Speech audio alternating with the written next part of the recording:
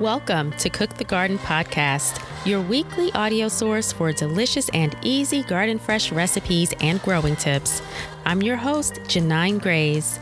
Let's cook the garden.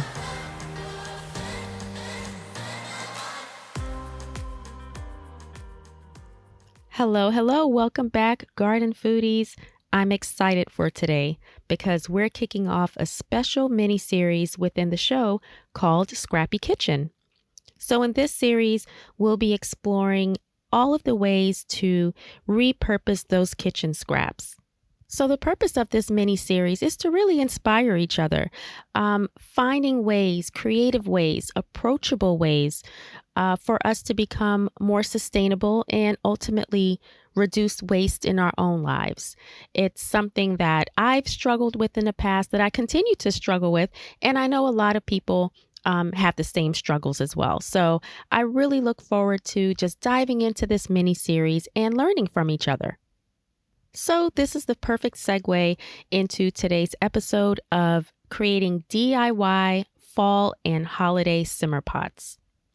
So as the leaves begin to turn and it starts to cool off a little bit, there's no better time to infuse your home with warm and inviting scents of the season.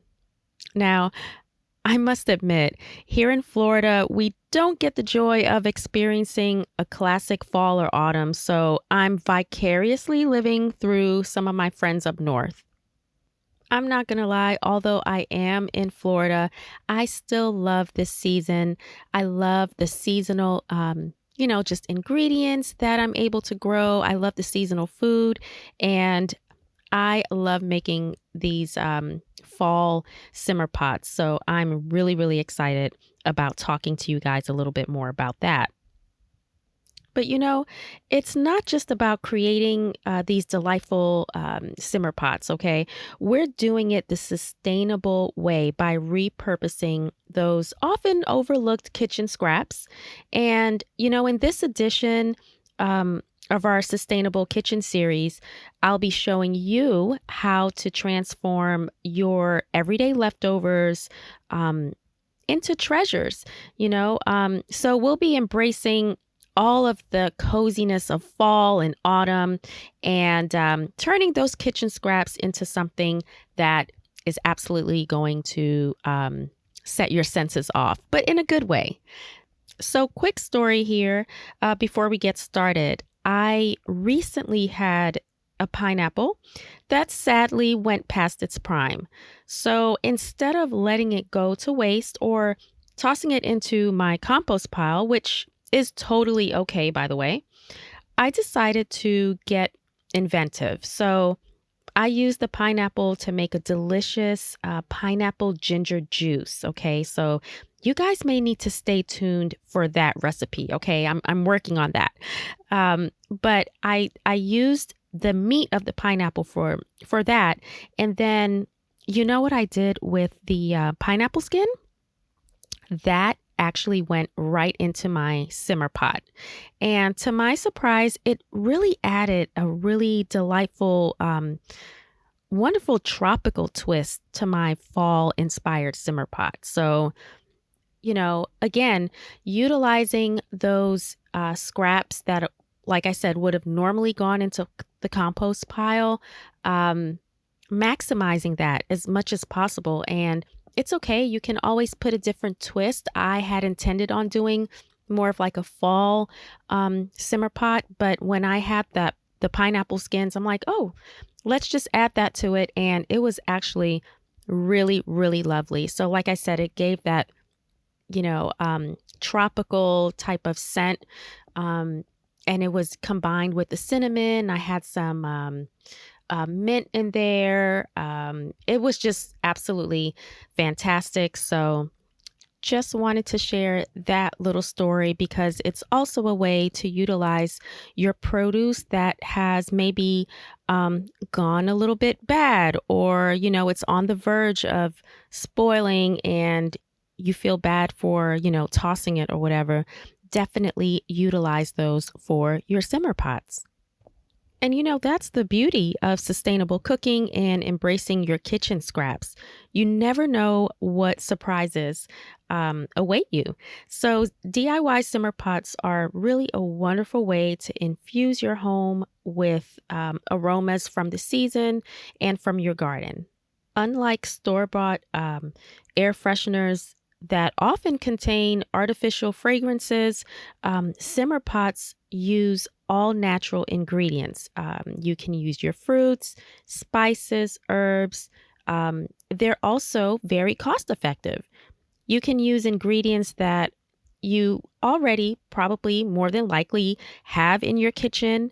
And plus, they're highly customizable. You can literally just use whatever you have on hand. You can go by the seasons, what's available in your garden. So I love it because you can tailor your simmer pot to your favorite seasonal scents. Um, or you can experiment with new combinations. I enjoy that. I think that's the funnest part about creating these simmer pots. And finally, simmer pots create a really cozy atmosphere. It's perfect for the fall. It's perfect for the holidays if you have holiday get togethers, or simply if you just want to just relax and just have some relaxation. Whatever you have going on, there's always time and the space and the capacity to create your own simmer pot. All right, so I've been going on and on about these simmer pots. I'm sure if you haven't made one yet, you're sold, right? So let's dive into how to actually create your own simmer pot. So to get started, you'll need a few basic ingredients. You'll need a large pot or saucepan, water, your kitchen scraps, and any kind of like aromatic ingredients, herbs, spices, and of course, a stovetop or, whatever your heating source is.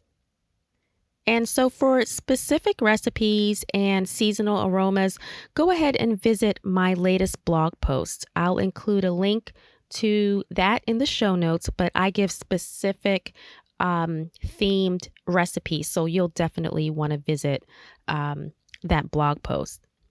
So here's how you would create your own simmer pot. First, raid your kitchen. Okay, raid your kitchen for those scraps and aromatic ingredients that you would normally toss out. So we're talking maybe apple peels, pumpkin rind, citrus peels, ingredients from your garden, your herbs, whatever you have going on. So next, you're going to fill your pot with the water. And you're going to leave a bit of room at the top to avoid any accidental spills. That wouldn't be good. So definitely leave enough room. Don't fill it all the way up. Add your chosen kitchen scraps and your aromatic ingredients in your pot. And, get creative. Get creative with the quantities. But you have to remember a little goes a long way when we're talking simmer pots here. And especially when you're dealing with some of those herbs and some of those spices. So a little bit goes a long way, but go ahead and experiment as much as you can. Now you want to keep an eye on the water level and top it up as needed. As time goes by, you definitely want to make sure that you're keeping an eye on that water level.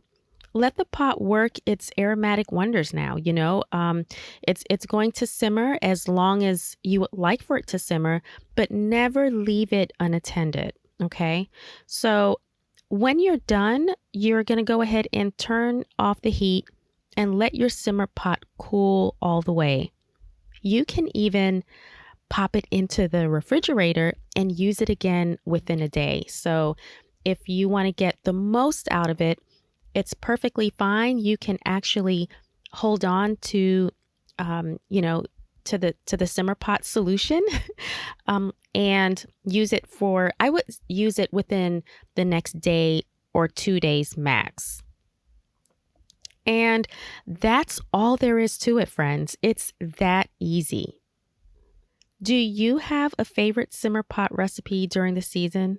Or perhaps you've discovered a clever way to repurpose your kitchen scraps?